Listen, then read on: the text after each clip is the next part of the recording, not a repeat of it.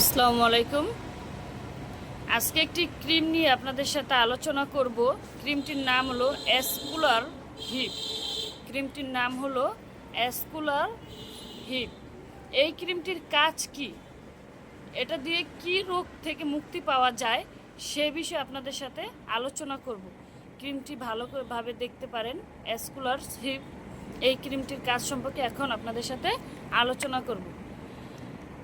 মানুষের অনেক রকমের রোগ হয়, যেটা অনেকে লজ্জার জন্য বলতে পারে না, ডাক্তারের কাছেও আসলে লজ্জা বোধ করে, বা পারিবারিক কারো কাছে, বন্ধু বান্ধবের কাছে সহজে শেয়ার করতে পারে না যে তার এরকম একটা রোগ হয়েছে।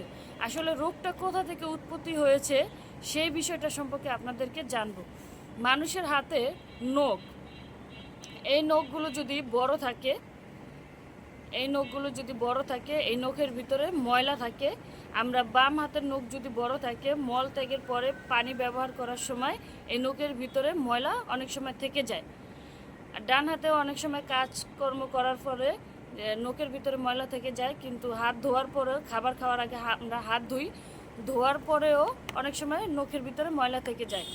তো খানা খাবার পরে এই খানাটা ময়লা সহ পেটের ভিতরে চলে যায়। পেটের ভিতরে যাওয়ার পরে পেটে ব্যথা, কৃমি হয়। কিন্তু পেটে ব্যথা হলে আমরা অনেকে মনে করি খাবারে বদহজম হয়েছে, বা তৈলাক্ত হয়েছে, বা গ্যাস অ্যাসিডিটির সমস্যা হয়েছে। আসলে অনেক ক্ষেত্রে ভিন্ন হয়।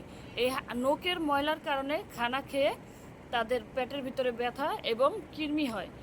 সেটা কৃমি, যকৃৎ কৃমি, ফিতা কৃমি, গোল কৃমি, যে কোনো কৃমি হতে পারে। এখন এই কৃমি থেকে কি হয়? যাদের পেটের ভিতরে কৃমি থাকে, কৃমি হলে আপনার পেটের ভিতরে প্রচণ্ড ব্যথা থাকে, এবং টয়লেট করতে গেলে প্রচণ্ড কষা, এবং সহজে টয়লেট হয় না। আর টয়লেটের স্থানে প্রচণ্ড জ্বালা পোড়া হয় এবং চুলকায়, ভিতরে অনেকটা চুলকায়। কিন্তু আমরা এটা বুঝতে পারি না যে আমাদের কি হয়েছে। অনেকে বুঝতে পারে যে কৃমি হয়েছে। আসলে টয়লেট কষা হয়ে যাওয়ার পরে অনেক সময় দেখা যায় টয়লেটে একটুখানি প্রেশার প্রয়োগ করলে সেই ক্ষেত্রে দেখা যায় টয়লেটের স্থানে ছিঁড়ে রক্ত বের হয়ে যায়, এবং টয়লেটও সময় অনেক রক্ত বের হয়। এই রক্ত বের হওয়া থেকে তৈরি হয় পাইলস, বা আমরা যেটাকে বলি গ্যাস। গ্যাসটা সাধারণত একটা ভাতের মতো দেখতে হয়, ছোট্ট একটা ভাতের মতো লম্বা আকৃতির বের হয়ে যায় মলত্যাগের স্থান থেকে। সেই থেকে আস্তে আস্তে বাড়তে থাকে, পুরনো হতে থাকে। যদি দ্রুত চিকিৎসা না করে, সেটা পুরনো হয়ে গেলে, এবং আপনার এই গ্যাস থেকে চিকিৎসা না করলে গ্যাস থেকে হয়ে যায় ক্যান্সার। আর ক্যান্সারের বিষয়টা আপনারা অবশ্যই জানেন যে ক্যান্সার হলে কি হয়। ক্যান্সার হলে মানুষের মৃত্যু ছাড়া কোনো উপায় থাকে না। ক্যান্সার দুই প্রকার হয়ে থাকে, এবং মানিলেট ক্যান্সার যদি হয় তাহলে মানুষের অবশ্যই মারা যাবে। সে বিষয়ে ডাক্তাররা আপনাদেরকে বলে দেয় যে আপনি আর রুগী বেশি দিন বাঁচবে না, সর্বোচ্চ 2 থেকে 3 মাস বাঁচবে, এরকমটা বলে দেয়।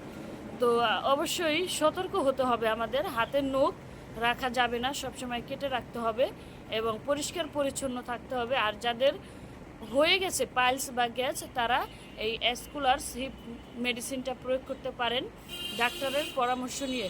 দৈনিক 3 থেকে 4 বার মলত্যাগের স্থানে এটা ব্যবহার করা যায়, বা ডাক্তারের পরামর্শ অনুযায়ী এটা ব্যবহার করতে হয়। তো যাদের এরকম আমার কথার সাথে, সিমটমের সাথে মিলে গেছে কিছুটা অংশ, তারা অবশ্যই ডাক্তারের পরামর্শ নিয়ে দ্রুত চিকিৎসা করেন এবং আল্লাহর রহমতে আরোগ্য লাভ করবেন।